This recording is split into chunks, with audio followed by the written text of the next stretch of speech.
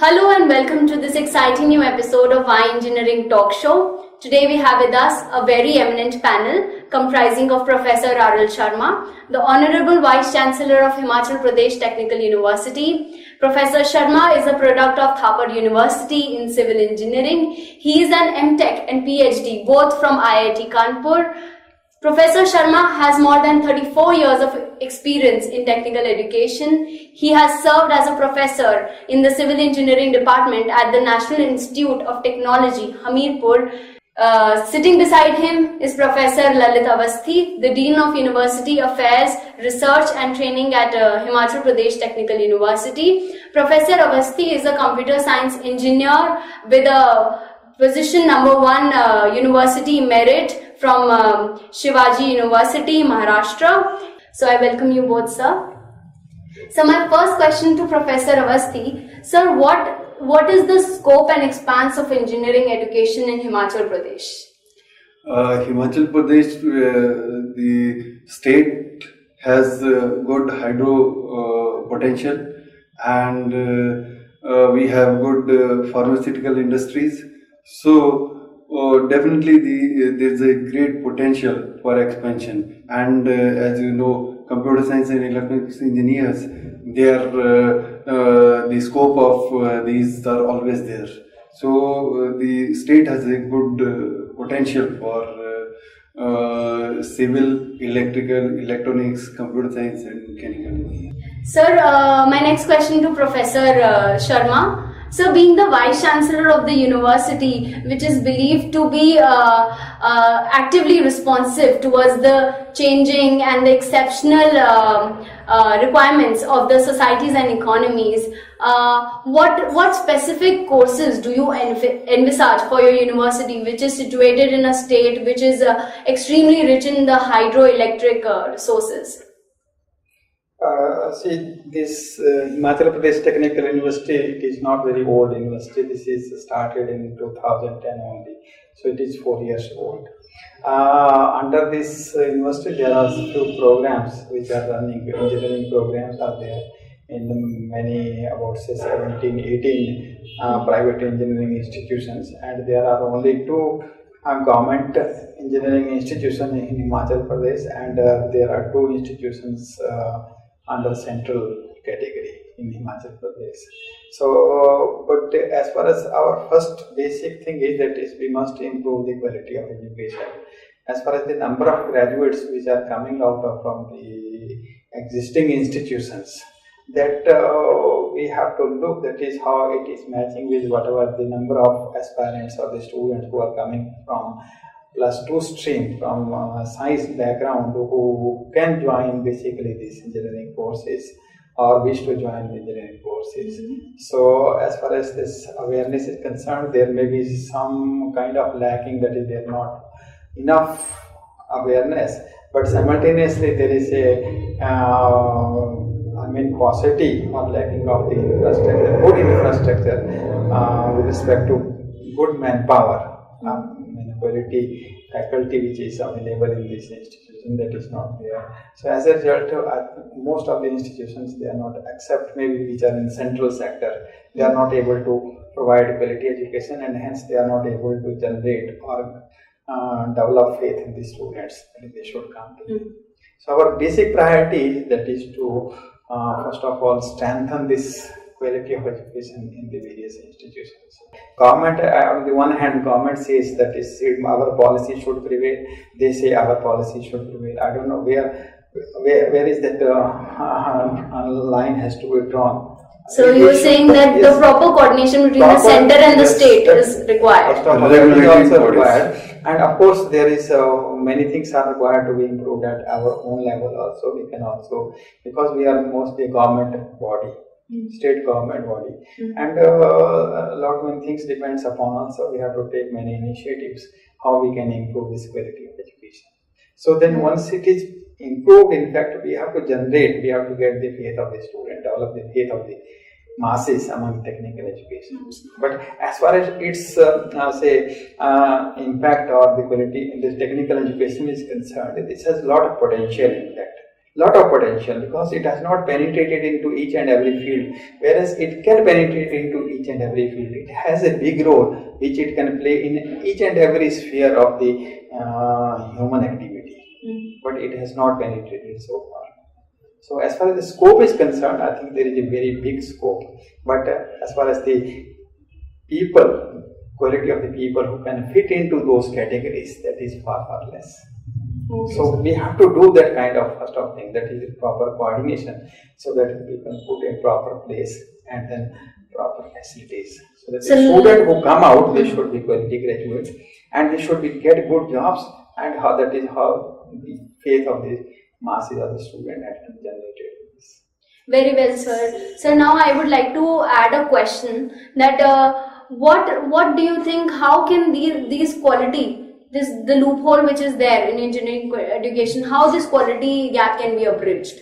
See, these quality gaps which are there, that is one thing is that is we have to have some kind of legislations, some kind of rules, minimum kind of standards we have to lay down, and only those institutions which in fact cross that threshold, minimum standard, who accomplish our minimum standard, those students, those institutions will be able to achieve. Only they should be given a recognition, or they should be given application. That kind of thing has to be done. This is the one thing. Then second thing is, I don't know how far this will be effective. Sometimes if you put lot of barriers and lot of this kind of regulatory mechanism also, people will say, okay, we will not come, or we will not provide. Professor Avasti, the recent tragedy which took place in Himachal Pradesh, the Bias tragedy, in which around 24 engineering students lost their lives in the Solan River. So what do you think? Was it an engineering issue or a managerial one? And can engineering and management go hand in hand? Yeah, definitely. In this particular tragedy, I feel, by my personal view, is that it was a lack of awareness on the part of the students. They are not aware of the hilly waters. Actually, once the water comes, the students, I've seen that video myself. The video is on amarujala.com. You can also visualize that. There was plenty of time that the students could have escaped from them. But they were thinking that the locals were shouting, they are just making fool of them. Due to language problem, whereas if the students could have been from Punjab or nearby areas, they could have understood the local dialect. And they could not find out that they have been asked to come out. And the space, the place which I have seen, actually, unfortunately, that is a place where there is a bank on one side and hill on the other side. So they couldn't get much time once the water was in. So basically, as I have learned from the people around there and my own experience, I feel that it was just a kind of lack of awareness and neglect from the point of the view of the students. 5-6 students have saved their life, but by listening to them, and they just came out. But there was a big rock in between, and they were standing at the rock. They say small water is coming and we will not be hurt. But soon the water crossed and they lost them. Unfortunately, it was a tragedy which I think that it could have been avoided, but it is not. So what is your say on this?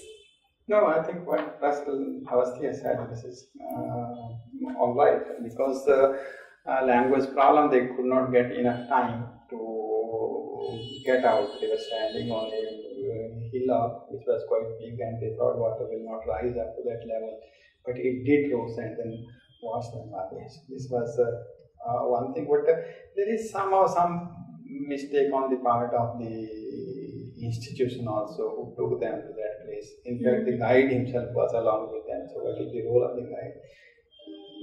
So a little bit of management problem did. Management problem was also there, and maybe to some extent this fault of the dam authorities, that they were not, they did not sound proper alert in time. So being the Vice Chancellor who's just recently taken over as the Vice Chancellor of Himachal Pradesh Technical University, sir, what is the quintessential vision and mission you envisage for your university? So, this is actually the first thing which we wish to do is that is we would like to strengthen all the activities which are going on nowadays. Particularly, admissions are there, then evaluation of the students is there, conducting examinations are there, a declaration of results in time is there. Then affiliation of the institutions in a effective manner, then their role as far as quality education is concerned. So these things has to be put in proper perspective, and we have to do it within a very short period, because in many other institutions these things are already have taken place. So from maybe by looking into the existing systems, we can copy those systems, and so we have to put in first in proper place. So once I think within like say 6 months or 1 year, we have to do that. And after doing that, we have to look into the expansion part. We have to start teaching also because as I said, the private institutions, in most of the education in engineering, there are 16 or 17 engineering institutions. There are equal number of universities. 16 or 17 number of universities in Himachal Pradesh. So in total there are about say 30, more than 30 technical institutions in private hands.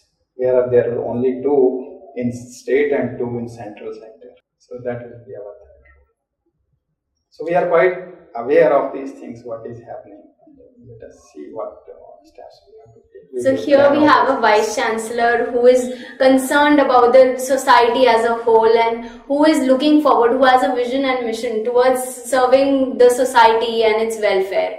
So my next question to Professor Avasthi. Sir, what parameters, 5 parameters if you have to state, on what parameters should a prospect engineering student select a particular college and a course, and whether the preference should be given to a college first or the course that he wants to opt for? In my personal opinion, the course will be at priority number 1. What if the interest is in X course? If you want to be a civil engineer, definitely that is going to be the first priority. And the second priority will come then the institution. Then you need to decide the institution. And deciding the institution, then you if you want to name 5 parameters, from my personal perspective, the first parameter will be faculty.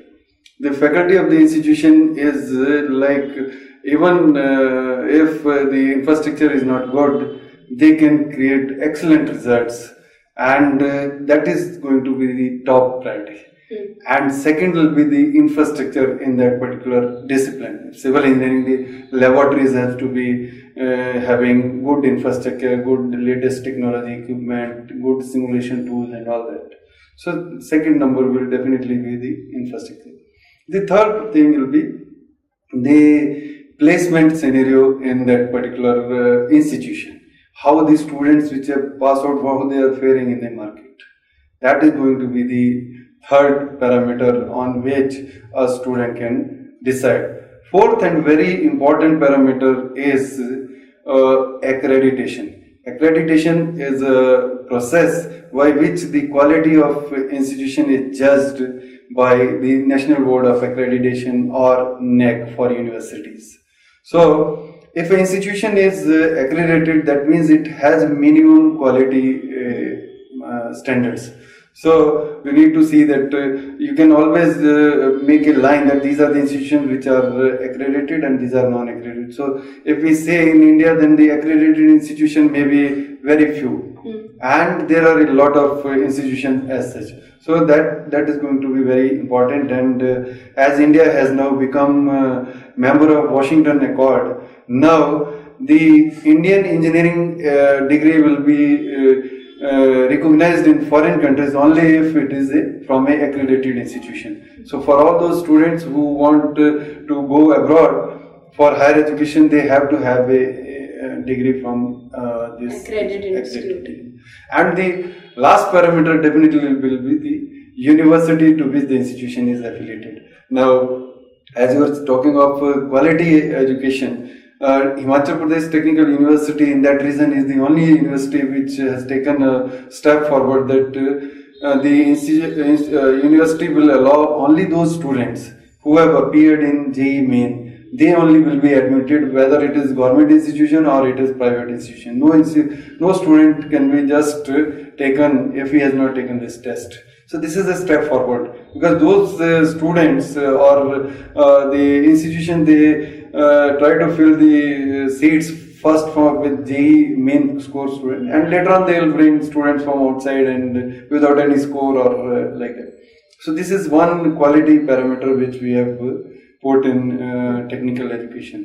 Second parameter which has been put by university as such is that we are doing yearly evaluation of the standards of the institution, and in that we have been taking forward the steps to stop such institutions which are not having bare minimum infrastructure. So we are decreasing their intake, or we are reducing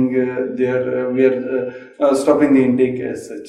These are some steps which have been taken by the university for quality assurance as on date, and we are planning further that as the accreditation can be made compulsory, so that the faculty can. One third initiative which we have taken is that we have put up that bare minimum each discipline must have some PhD professors and all that, which was not there earlier. So these are some of the small steps which have been taken in last 4 years, and after Professor Sharma has joined as Vice Chancellor, so we are trying to look into that how this quality in private sector can be enhanced, so that the student can have equal faith in government as well as private institutions. It's for the benefit of the private institution, but as on date they are finding it difficult to implement, because their seats may not be filled if these criteria. So we have 5 parameters for the students to choose a particular college or a course. The first one being the faculty, the second one being the accreditation, the third one being the infrastructure, then we have the placement, and the fifth one being the affiliation of the university that a particular college has. So sir, my last question to Professor Sharma. Sir, what the show entitles, why engineering? Why engineering in Himachal Pradesh, or why engineering as a career? No, I don't think there is any doubt that engineering is not required. Engineering is definitely required. It is engineering and technology because of which you can bring a change. It can definitely change the face of the country. If you look backward, if you look for the past, say, few years, or maybe when the economy was opened in 1990, I think what are the changes which has brought out in many sectors. For example, say in telecommunication sector, you can see in transportation sector, you can see in many other sectors. You see these changes are only because of the technology development. So it is the technology development which is the sole criteria to change the shape of the country. If you want this country to be a developed country, right, then you have to renovate, you have to upgrade each and every process, you have to upgrade each and every service sector in the country. Then only you can be called as a developed country. Otherwise, how you will be called as a developed country? And if you have to develop, then it is only the tool, technology development, which is available. So I think there is no opinion that technology cannot change. It has changed. Whatever the changes have occurred, it is only because of the technology development, and what will also happen in future, that also will be through technology development. So this is very, very essential for the development of technology or the upliftment of the society of any country. It is required. And there is a lot of scope in Himachal Pradesh also. It is a part of the country. It's as has been said by Professor Sharma, it's a wheel for development. So if you want to change from developing to developed country, the engineering is the wheel, and it is the central point. You need to come up. You can see small countries like Japan, how much they are developing with the technology. So this is definitely going to help India. As far as power sector is concerned, you can see some of the developed countries, whatever the scenario is there, they have developed, they have harnessed each and every drop of the water which is available in the country. So likewise in Himachal and other parts, we have got a lot of potential, but it is not to the fullest. Even I think it is only a fraction of the total potential which has been harnessed so far. So if we can harness the whole potential, you can imagine where this country can go. Absolutely. So that is the story with each and every field in that. Absolutely. So we are seeing technology as the driving force which will lead India towards its growth story. If India has to rise from the status of being called as a developing country to the state of a developed nation, technology is the solution, and technology alone will drive India towards the growth story. So we come towards the close of this interaction. We thank our eminent panelists for giving us their precious time and being us with sharing the valuable inputs for our audience. Thank you so much for being with us, sir. Thank you. God bless.